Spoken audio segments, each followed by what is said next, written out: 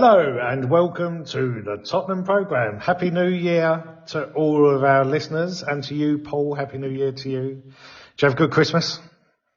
I did, mate, yeah. It seems a long time ago now, but it was good, yeah. You? 2 weeks ago, mate, Christmas Eve. Can you believe that? Yeah, it's gone quick. Day just goes like that, doesn't it? All the preparation, all the money spent, the hours trogging through like Westfield and shops online, and it's done within, it feels like minutes. Did you have But a how good was one, yours? though? Yeah, it was good, mate. Yeah, turkey weren't burnt, which is always good. Yeah, always a good Yourself? sign. Yourself? Yeah, all went well, mate. Yeah, not too bad. Had loads of food. Probably put on about half a stone. Yeah, as you do. Um, You come across like a free meat man. not on my roast, no, but we did No? have Oh. 3 cold meats on Boxing Day, which was your turkey, gammon and Yeah, beef. fair enough. Fair enough. Yeah, give me all the meat, mate. Love it. You? What about you? What's your Boxing Day look like food wise?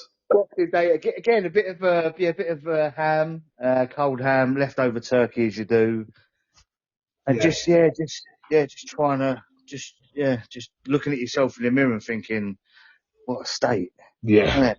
yeah. And now it's all like getting back in the running, fitness, and swimming. Yeah, I know you go swimming. yeah. It's just trying to get back into the routine, but it's hard, isn't it? Because it's so fucking cold. I know it's horrible, isn't it? It's horrible. I reckon storm's going to come tomorrow. Yeah. Right. Before we get started, Mm. just a reminder to those that do want us to review any program that might mean something to them. Our Twitter handle is at THFC program and email address is the Tottenham program at gmail.com. We did have a couple of suggestions for this week. John Sims suggested 91 semi with Paul Gascoigne. Mm-hmm. Obviously, classic FA Cup game there. Richard Cole with Liverpool 1995 when we was clapped off by the Cop 2-1. That was obviously Jurgen Klinsmann, Teddy Good one. Sheringham. Remember that one? Mm-hmm. Mm-hmm. And Sudwin Sahar. I think that's Shahar. Apologies if I've butchered that, but asked us to review Tamworth, and I'm really hoping that that's a joke because that's got to be one of the worst ones, isn't it, Paul? We're not far off, yeah. Do you remember? Yeah. I remember Tamworth. What was the other one we played? Remember Maine? Maine Up in was that Liverpool. and Marine, wasn't it? Marine. Yeah. That's it. And Vinicius celebrated like Mbappe. Yeah. It was. It's certainly not a classic, really, was it? I think But, why do our people hate us? Do you know what I yeah. mean? That's why stuff like that. But this week is none of those. This week probably wasn't a classic game, but it's definitely a standout goal. So all will be revealed after we review Palace, Brentford and Sunderland, mate. Right, where do you want to go? Where do you want to start with that? Most recent first or chronological Palace. order? Well, look, mate. I think you could do the two back to back. If I'm honest, mate, it seems like a while ago. Look, I know we won at Palace, which is a difficult place to go if we're being honest. Let's have it right. But both performances, and again, I don't want to go too much into the Brentford game, but yeah, both performances weren't great, mate, were they? Brentford being particularly bad. Brentford, I think I said to you the day after, was probably the worst game of football I've seen since we played Ipswich in the year 2000. We lost away 3-0 under George Graham. And I honestly didn't think we'd ever play as bad as that again in my lifetime. And I think we might have levelled it with Brentford. Yeah, I think, what stands out against Brentford, because look, it's a tough place to go, Brentford. Not many teams leave with points, but they were just as bad. So it added to this, the spectacle. It was It such a wasn't poor football. game. Oh, it was so poor. And the only team that even remotely tried to play was Brentford, especially in the second half.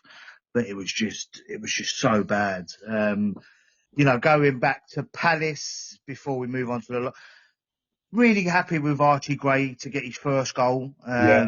That was probably the only positive, apart I from, thought we defended well, Palace. yeah, I was just about to say, mate, we limited Palace to not much. And again, not many teams are going to go Palace and do that. So as much as we want to see this free flowing, perfect football, there are some positives to take, if not, not good on the eye. It weren't good. It weren't good. Yeah. Yeah.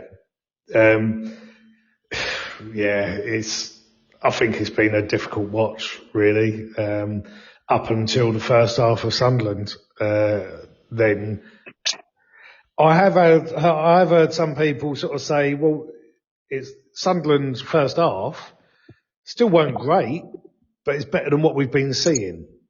That's the thing. Mm.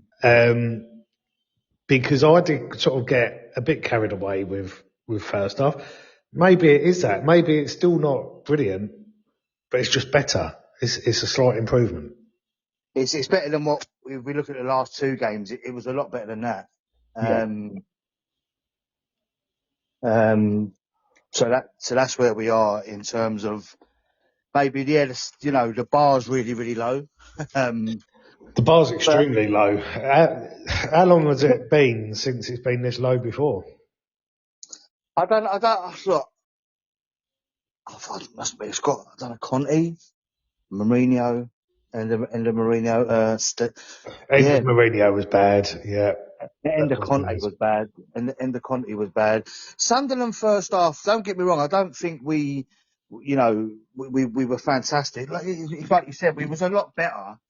And while I'll admit second half we weren't as good and we let them back in the game, we still had opportunities on the counter. We still had moments in the game where just a little bit of calmness, a little bit of quality would have sealed that game and 3 points in the bag. And unfortunately, in key clutch moments, Richarlison and especially Mawani just let us down. Mm. You know. Yeah, I must admit, in that when it went 1-1, and I can't remember when exactly it was, we had the attack, and Mm. I don't know if it was Porro put the ball over to Moani, and he was pretty much clear, and he just had to take that down and hit it, and Mm. he just can't control the ball, and it's like, Big deal with it. Big and I deal. didn't realise because I've been thinking to myself, well, do you know what? He's showing real potential, Moani, right? I Mm. think there's a real player in it. He's 27. Oh yeah, he's not young. Yeah, he's not a youngster. He's Like, he's some. Yeah, he's. you can't be talking about potential with it. He should be ready now. It shouldn't be like we talk about Tell or Odebert. There's real potential there because they're 19, 20 years old. He's Mm. 27. He should be like hitting the ground running. I get the feeling when I watch the three of them, they are exactly where they are. I'm more confident in Mawani delivering this year if he's played regularly. In what position? I just look at him. I think he's better on the left. However, with the injury to Kudus, I do believe he will play more on the right in his coming weeks. And again, I still think he showed potential cutting in first half against Sunderland. Again, just try to lift it to Tell and the defender put a block on. But yeah, let's just hope he can have some minutes and show what he can do. But I do think if anyone's going to be consistent enough in these next 3, 4, 5 weeks, it will be him, where the other two are still really raw to me. Fully fit squad. So Kudos, Madison, Kulusevski, Solanke, they're all back. Does Yeah. Moani start for you? Fully Uh, fit uh, squad. fully fit squad. Fully fit. So again, if you're talking about natural positions, then yes, you would have him on the left. Okay. However, if everyone fully fit, would I accommodate Kuvalevski and maybe Kudos on the wings? Probably. Madison middle and Solanke up top. Fully fit. Yeah. Yeah, fully fit. And obviously we are strongly in talks, well, not in talks, there's been no actual confirmed player, but the rumours are that we want to end this window having spent big money on a left winger. Yeah, I believe it when I see it, mate. My gut's telling me that once Semenyo gets done, we should be going in for Salvini. But again, just so far flat today. I know we're only on the 7th of Jan, but I don't know. I just expected a little bit more. From who, sorry? What you mean from the transfer window? Yeah, just from the club, mate. Yeah, just a bit more activity. I'm not so concerned yet. We know that Lang works secretly, doesn't he? You know, we get players.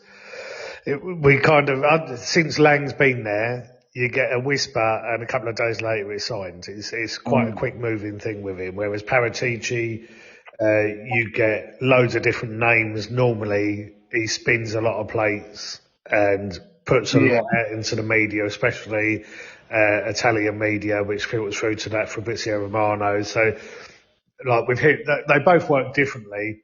Obviously, with Paratici leaving, we don't know. I'm not too concerned that we haven't brought anyone in yet, because it's obvious, really, that, and I've got these notes for later, but I'll bring them up now. We are working on the outs. So Brennan Johnson's been sold. Solomon's been recalled from Villarreal and sent out to Fiorentina. Kota Takai to Borussia Dortmund. Jamie Donnelly recalled from Stoke, sent to Oxford. Yang Min Hook yesterday, recalled from Portsmouth and sent to Coventry. Alfie Dorrington and George Abbott have both been recalled, and they're going to go out to separate clubs to get more playing time. Dragerson, a lot of talk in Italian media that Juventus and Roma are both interested in him. So it feels like we're trying to get the outs completed before we get the ins done. And I'm not overly concerned. I think we will sign players. I think 2 to 3 players will be signed this window. Yeah, but do we need to do that, though, Dan? I get that, but we're in need of reinforcements now. So all these fringe players going out on loan, all well and good, but apparently we've got money burning a hole, this injection of cash. We've got the Johnson money. Are we waiting for Semenyo to pass his, this is just rumours, we might not even end up going for him. But if we do want him and he's keen to come, why aren't we putting in a bid? Like, Semenyo's a separate issue. He will do his medical on Thursday anyway. I think it depends who we're going for. If Semenyo is top choice, I think we'll be putting in a bid. So not Semenyo to us. I'm talking about Semenyo's having a medical. Not Semenyo, sorry, I'm getting confused now. So Savinha. Oh, sorry. Go on. If he's our top choice, then yeah, we should be putting in a bid. But something tells me that we might be after that Jan Diamante. And if we're after him, and there's a lot of clubs circling after him, that might be something that gets done last minute to try and avoid the other clubs off, if we're going to go big money on him.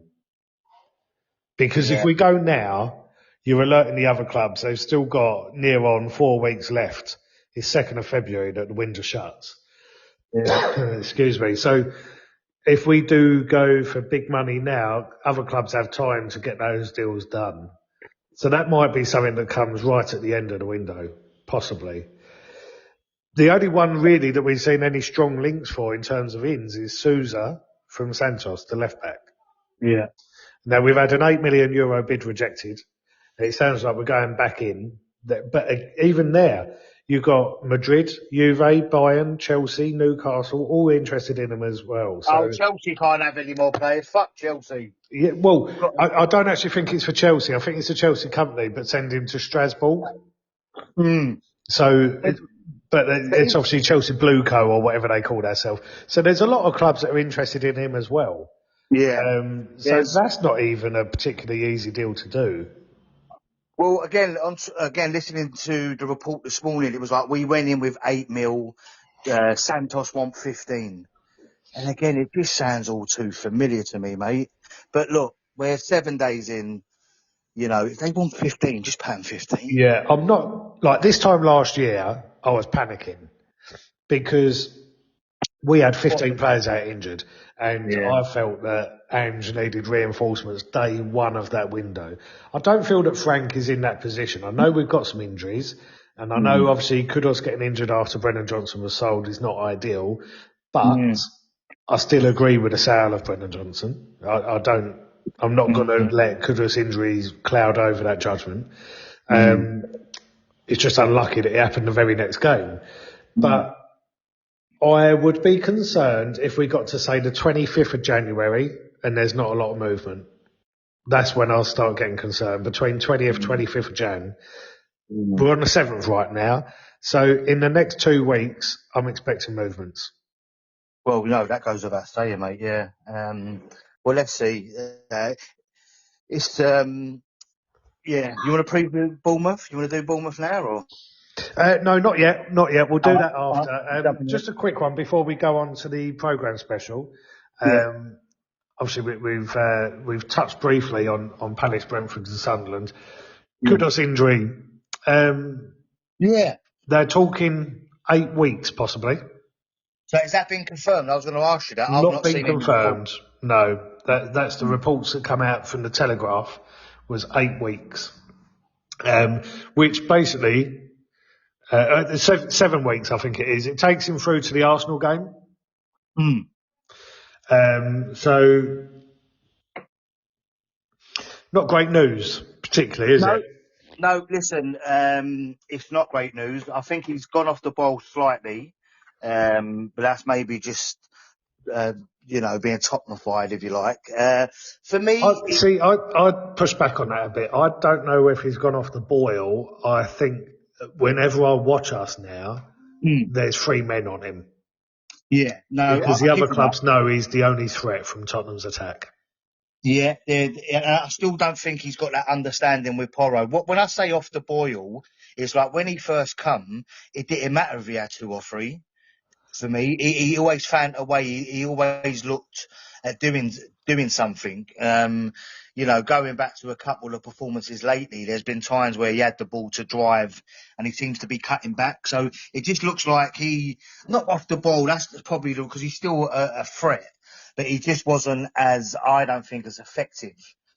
However, it does open up the door for someone like Mawani, and more importantly, and I was thinking about this the other day, Williams Barnett. Yeah. Maybe, well, certainly not to start immediately, but listen, if any kid can play their way in and just be like, look, I'm here, listen, look at me.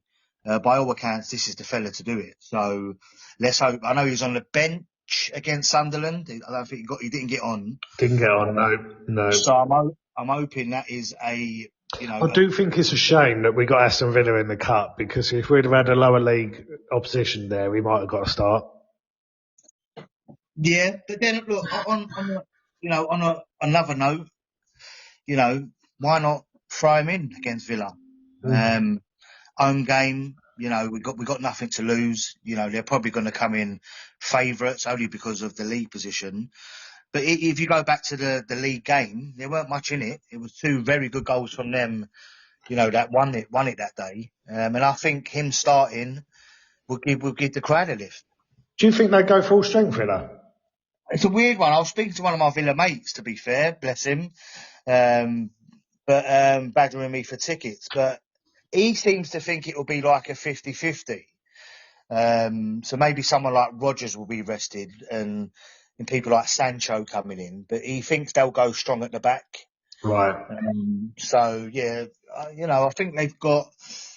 I asked him about the Europa League. So in Europe, I think they're second in the league. So what he has been doing, he's been going full strength for Premier League and Europa. And because they pretty much got the top 8 sewn up, he seems to think, either... they might go full strength against Tottenham and go a bit weaker in the Europa for their next game coming up. Yeah, well, that's it. So we'll see. But, it swings and roundabouts, because if you've got a Stockport 3:00 on a Saturday, a lot of Tottenham fans, including myself, will turn up. We'll take a leisurely walk to the seats. We'll sit down and we'll expect, where I think with Villa, it's going to be a game. It's we've got to be on it. The fans have got to be on it, and that hopefully will play into our hands. Frank's position. Where are you with it right now? Yeah, mate, look, it's hard to watch, Dan, mate. It's hard to watch. I'm still of the mindset of the guy's been here for a few months, and while I've seen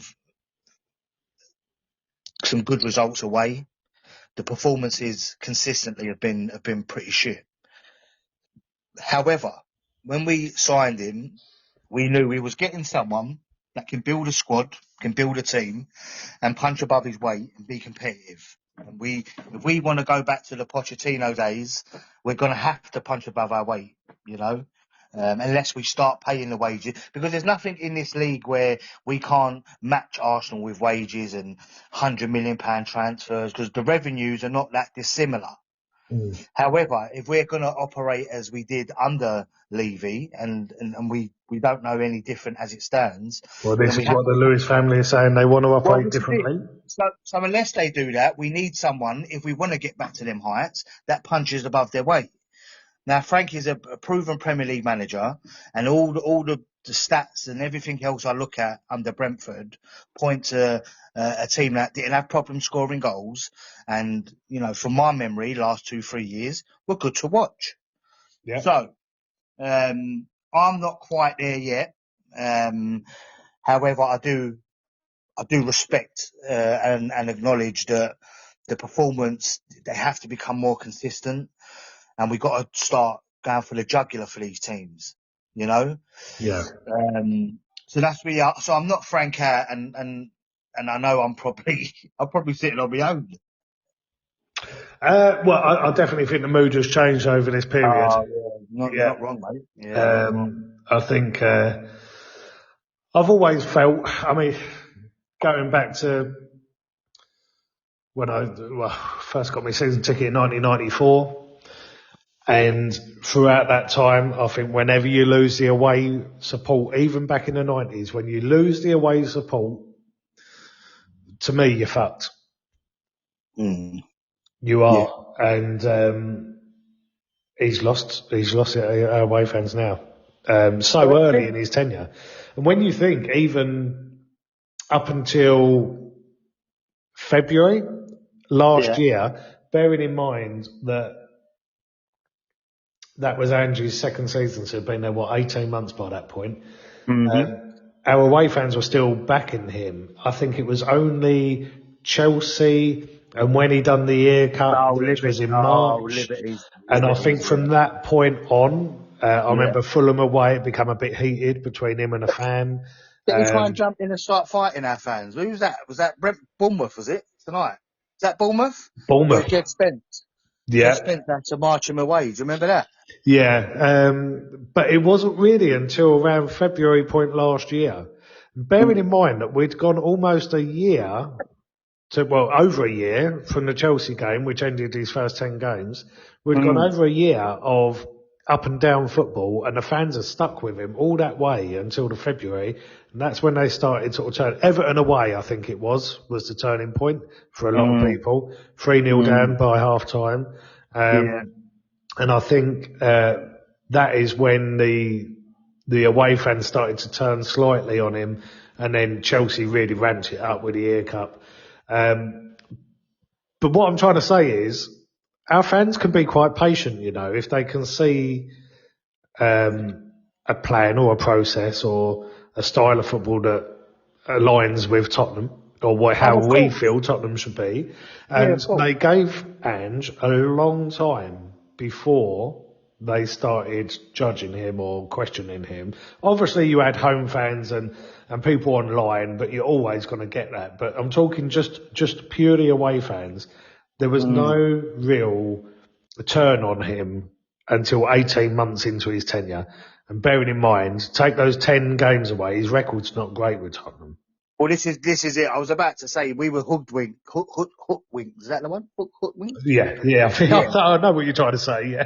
So because the first 10 games were so brilliant, and he's getting serenaded by Robbie and all the rest of it, we actually believed. And then when the injuries and suspensions kicked in, he always had a pass. And certainly with me, I was Because we thought when he's got first team back. Well, this is it. Yeah. This is it. And then they started to come back, and you're just looking at each other going, "No, we're still shit." But So I think the thing for Frank and why they've turned so quickly on him it is the style of football. It is not I don't Tottenham. think he helps himself in the media either. No, he Like the way doesn't. he talks, when he talks, like I watched the one last night, and when you see the headline, you're thinking this geezer, it's like, oh, Arsenal, Liverpool, and Man City are more attractive, and you're thinking, right, let me watch this little bastard. But when you actually listen to it, he's actually talking sense. But you know, it's like I said to you the The other thing day, is, though, Paul, when there's when talking we sense, right? And there's being your Tottenham manager, you don't want to be talking Arsenal up. So look, we had this the other day. So when we played Brentford last year, again, we're on our knees. He come in after I think we won 2-0, and he was praising Kuvalevski, Madison. There's a really good sit down on the lab where they got a Brentford fan on it. Really good listen, and he was like, that used to wind them up. So we Yeah. can't ask the man to change. If he's the sort of person that gives praise and that's just the way he is, he's respectful. We can't ask him to change. However, I agree. Start talking us up a little bit more, though. You know, start. And we don't know what he does. It doesn't matter what he says on the camera. He might be going in there and saying a completely different thing to the players. But the way we're playing, it looks like he's going in there and putting the fear up them. Yeah. Oh, fuck it. Oh, Sunderland at home today. Good luck, boys. You know what I mean? It's Paul, like, how would oh, you feel if we lined up at Bournemouth away tonight yeah. with this lineup? It's Go 4-4-2. on. Ian Walker in 4-4-2. goal. Yeah. Back four, Stephen Carr, Ramon Vega, Sol Campbell, Judas, and Oh, fuck Taricco. yeah, man. I can't believe you read his name out. Uh, Midfield four, Darren Anderton, Stefan Freund, Tim Sherwood, David Ginola. And a front two of Les Ferdinand and Chris Armstrong. Yeah, I would, apart from Sol at the back. So I'm guessing that was a team at Barnsley, yeah? Sherwood Correct, and and you've Freund. given away our programme special, mate. So, Tony Blair was Prime Minister. The top Yeah. news story on the day. Now, I've gone local news here. I've changed it up a bit. All Police right. continued their murder investigation into an arson attack that killed 4 generations of a single family, including 3 children, at a house in Chingford. Okay. Well, UK number 1 was When the Going Gets Tough with Boyzone. Mm-hmm. Remember that song? I Yeah. bet you had a few drives to that, didn't you? Come on, cutting up the rug. Come on. A Bug's Life premiered at the cinema. What a Brilliant. film that was. And Pete Sampras was the Wimbledon champion. So, How ironic. Do you know, that could be poetic. When the going gets tough, the tough get going. Over to yeah, you, Frank. yeah, exactly, mate. Now, I thought to myself, I swear this was a Tuesday or a Wednesday. I remember it being on a school night. Why would my parents take me up to Barnsley Yeah. when I would have been, at this point, I'd have been in year 10 at school? Yeah. Well, this is it. So the programme was printed Saturday the 6th of March 1999. And I thought it weren't a Saturday. It Mm. wasn't. It got called off because of a frozen pitch. So it was moved to Tuesday the 16th of March 1999. So you was meant to go up on the Saturday. Right. Yes. Right. Now it sort of makes sense now I've been looking into it. Yeah. So this was Tottenham in the quarter-final of the FA Cup against Barnsley. We Yeah. won 1-0 with, I can only describe as a magical goal from David Ginola. And That tapping. Yeah, I remember that. yeah, that tap in. It was all Yeah. about the assist from Taricco, to be honest with you. Yeah. And the reason I've picked this is because it is one of my first. It wasn't my first away games, but I think it was my first in the FA Cup. Mm. But also, he ran towards me. It was like he scored that goal. He looked round and thought, "There's Danny Saw little Murphy over Dan. there," Saw little Dan. Yeah, and there he is. he There he came is. running towards me, whipped his top off with his arms out, Hold on. nodding Hold his on. head, and Yeah. he was looking at me. I'm not kidding you, he was. I bet you went in for the cuddle, didn't you? And he went, I nah. felt like it, mate. Yeah. I felt like it. So, match day programme, £2. Not bad, is it? Nah. This is the Oakwell Review. It's obviously an away game. Now, let me get to page 5. We have our run to the quarterfinal. So, round 3, we had Watford at home and we won 5-2. Do you remember that game at all? No. So goals galore at White Hart Lane as Tottenham took their first FA Cup steps under George Graham. The Hornets stung the home crowd by taking a first-minute lead, but Spurs levelled inside 9 minutes and proceeded to swat the first division guests with 3 more goals. So that was Stephen Everson scored 2, Darren Anderton, Alan Nielsen and Rolf Fox. Go on, Roll. Round 4, Wimbledon. Now, this was the season we had Wimbledon 6 times. We had them obviously in the league twice. We had them in the semi-final of the League Cup that we went on to win that year against Leicester. Yeah. And we had them away in round 4 of the FA Cup. It was a 1-1 draw. Ginola scored. Went to the replay. Yeah, I remember. Went to the replay. Alan Nielsen scored 2, with Andy Sinton getting the 3rd in that game. And then round 5, I remember this clearly. I went to London on the first of this, which was Leeds United away. And this was, I'm pretty sure, Tim Sherwood's debut. He scored a goal. We drew 1-1, so it's a replay. We took it back to the lane. But in that game, that away game, it's my sister's birthday, and we went to the theatre up London. I think it is a special one. It's her 18th, I'm pretty sure. So we went to the theatre up London, and we decided not to find out the score. And we recorded it on VHS and watched it when we got home. So we watched that. I don't think you could do that today with social media, but we watched that game about 5 hours after it finished. And it was 1-1. But Leeds were a bloody good team back then, so it was a good result. We took it home. Now, you must remember this home one. Darren Anderton and Ginola with 2 fantastic goals. Cracks. Yeah, I remember. 2 absolute belters, mate. Was that the one where Ginola's one did it go off the post? It hit both posts and come out. That weren't even a goal.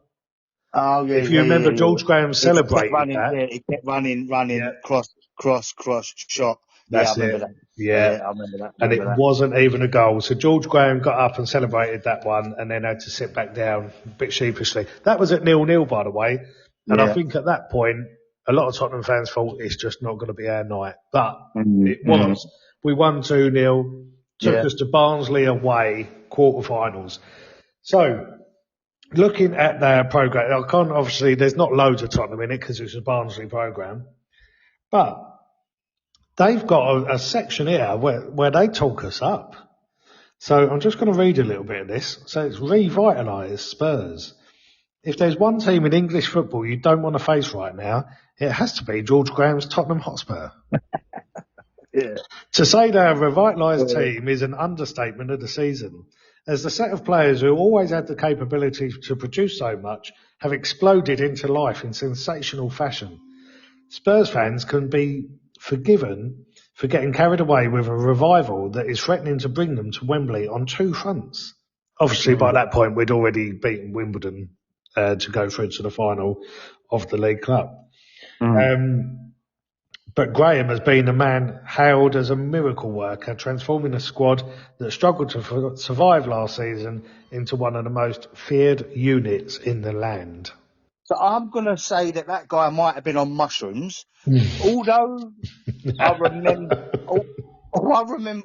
do remember obviously us improving under Graham, but I don't ever remember thinking, oh, we're back. No, neither did I, mate. And I was reading this earlier and I was thinking, are you sure? He's on mushrooms, mate. They're mushrooms up in Barnsley, they're different. It's so long since Spurs had something to cheer about that they will have every right to sing the rarely heard anthem, Que Sera, Sera. Go put the champagne on ice. We're going to Wembley. Or you could, their bubble, be about to burst in spectacular fashion here at Oakwell. I'm afraid it didn't, guys. We've gone through our lineup. Obviously, Ginola's goal, talk to me. Yeah, mate, I remember watching it it was just magical. And I get it's only Barnsley. It was just to do that. Barnsley, It's by the almost way, who the previous season was in the Premier League, so it's not the Barnsley of today. no. Well, I respect that, but it's still Barnsley. You know, Yeah. it's it's like look, what can you say? The way you weave through. I suppose the equivalent, though, would be saying, like Ipswich away, for example, just got relegated last season. Barnsley at this point was third in what was then Division 1, where Ipswich are second. So it's a similar sort of thing. It's like the modern day Ipswich. Yeah, you're trying to big up Barnsley, mate. It's Barnsley. It's No, I Barnsley. know. But what I'm Yeah. saying is, No, Barnsley right now it's Barnsley. are dire, Yeah. mate. But Yeah, I get what you mean. they Yeah, were better than they are today. they're not as shit as they are today, but they were still shit. That's what you're trying to say. Well, we should have been beating them more than 1-0, by the way. No, 100%. The goal itself was just, it was art, wasn't it? And watching him weave through, it's an iconic goal. Iconic goal. It's probably So this one is of the my report favourite. on Sky. After 68 minutes come the scintillating match-winning goal from Ginola. Ferdinand in the middle of the park, passed to Taricco, who fed the ball delightfully Great ball. to Great ball. Ginola on the left touchline. Do you know what it reminded me Great ball. of? Tom Carroll's pass to Bale against West Ham, and he always gets the assist for that. Yeah, that's a world-class ball. There's no two ways about it. He was at least 40 yards from goal and zigzagged his way at speed towards goal, leaving 6 defenders in his wake before shooting home to the left of the goal. This is a goal that can be placed alongside Ricky Villiers' cup-winning goal of 1981 and one or two of Jimmy Greaves' from the 60s. Ginola ripped off his shirt, waving it to the Spurs supporters, and the celebrations were ecstatic. Yeah, didn't he There have was the old wife? 5,000 watching fans at White Hart Lane on the screens who were also roaring their appreciation. Didn't he have the wife beater on? Huh? He didn't have the wife beater on, the old the He had vest. the vest. He had the vest. Yeah. I remember that. We're talking midweek in Barnsley, mate. It's cold. He's the man, isn't he? Yeah. Yeah, what a moment. Who did we get knocked out in the semi by? Oh, mate, I went to that one as well, and it was Newcastle, and it was when Judas jumped up and handballed it for some reason in the 90th minute and gave a penalty away. What, 1-0? Alan Shearer. I think it was 1-0, or it was definitely a draw going into that won it basically, the penalty. So that would be Newcastle v Tottenham. So I'm guessing this is the year that Man U done the treble.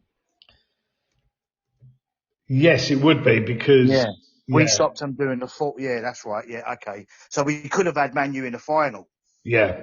Yeah. Oh, hold on a minute. So, right, it actually went to extra time. God, see, I've not even remembered that properly. So it went to extra time and they beat us 2-0 in extra time. So Shearer scored the penalty on 108 minutes. Yeah. And then he scored another on 120th minute, but I've probably left by then. This was at Old Trafford. Okay. Yeah. Fair enough. And I remember, honestly, that was the most idiotic thing. And at that point, Judas was probably our best player. Yeah. And he jumped up and thought he was playing basketball. I couldn't believe it. But anyway, that is our program review.